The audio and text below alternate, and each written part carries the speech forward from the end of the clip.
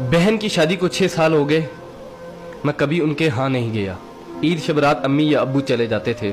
एक दिन मेरी बीवी मुझसे कहने लगी कि आपकी बहन जब भी घर आती है उसके बच्चे घर का हशर नशर कर देते हैं, और आपकी माँ जो हमसे चुप चुपा कर कपड़े, साबुन और कभी कभी को चावल के थैले भी भर के दे देती है। अपनी माँ से कहो ये हमारा घर है, कोई खैरात सेंटर नहीं। मुझे ये सुनकर बहुत गुस्सा आया कि मैं अपने घर का बहुत मुश्किल से गुजारा कर रहा था और मेरी माँ सब कुछ मेरी बहन को दे देती है। बहन एक दिन घर आई हुई थी तो उसके बेटे ने टीवी का रिमोट तोड़ दिया। मैंने माँ से गुस्से से कहा कि माँ, बहन को कहा करो ईद के दिन आया करे, और ये जो आप साबुन, चावल और ये जो चीज़ें देती हो इनको बंद करें। माँ चुप रही, लेकिन बहन ने ये सारी बातें सुन ली। 4 बज रहे थे, बच्चों को तैयार किया तो बहन ने कहा कि भाई मुझे बस स्टॉप तक छोड़ आओ। मैंने झूठे मुंह कहा बहन रुक जाती कुछ दिन।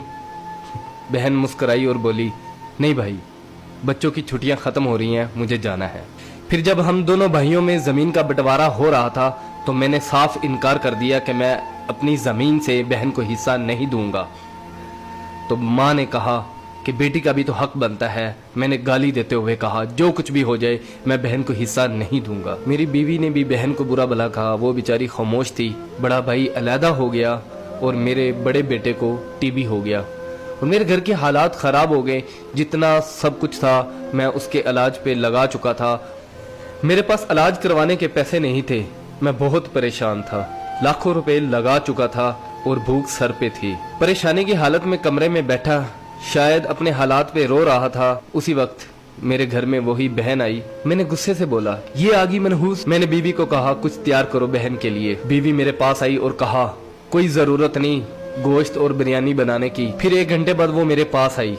भाई परेशान हो। बहन ने मेरे सर पे हाथ फेरा, कहा बड़ी बहन हूँ तुम्हारी, गोद में खेलते रहे हो, अब देखो मुझसे बड़े लगते हो। फिर मेरे करीब हुई और अपने पर्स से कंगन निकाले और मेरे हाथ पे रख दिए और आहिस्ता से बोली पागल तू एम ही परेशान होता है। बच्चे स्कूल थे, सोचा दौड़ते दौड़ते भाई से मिल आऊं। ये कंगन बेचकर अपना खर्च करो और अपने बच्चे का इलाज करवाओ। शक्ल तो देख जरा तूने क्या हालत बना रखी है। मैं खामोश था, बहन की तरफ देखी जा रहा था। बहन ऐसा से बोली किसी को मत बताना, तुमको मेरी कसम है। मेरे माथे पे बोसा दिया और 1000 रुपया मुझे दिया जो 150 के नोट थे, शायद उसकी जमा पूंजी थी। मेरी जेब में डालकर बोली बच्चों को गोश्त ला देना और परेशान मत हुआ कर। जल्दी से अपना हाथ मेरे सर पे रखा, देख कितने बाल सफेद हो गए। वो जल्दी से जाने लगी तो उसके पैरों की तरफ देखा तो टूटी हुई जूती पहनी हुई थी और पुराना सा दुपट्टा ओढ़ा हुआ था। जब भी आती थी वही दुपट्टा ओढ़कर आती थी। बहन की इस मोहब्बत में मर चुका था मैं। हम भाई कितने मतलब प्रस्त होते हैं, बहनों को पल भर में बिगाना कर देते और बहनें भाइयों का जरा सा दुख बर्दाश्त नहीं करती। मैं हाथ में कंगन पकड़े जोर जोर से रो रहा था, उसके साथ मेरी आंखें भी नम हो गई। अपने घर में खुदा जाने वो कितने दुख सह रही होगी।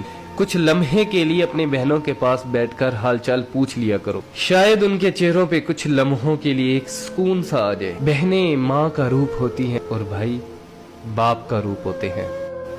स्टोरी अच्छी लगी हो तो इसको लाइक कर दीजिएगा, इसको शेयर भी कर दीजिएगा।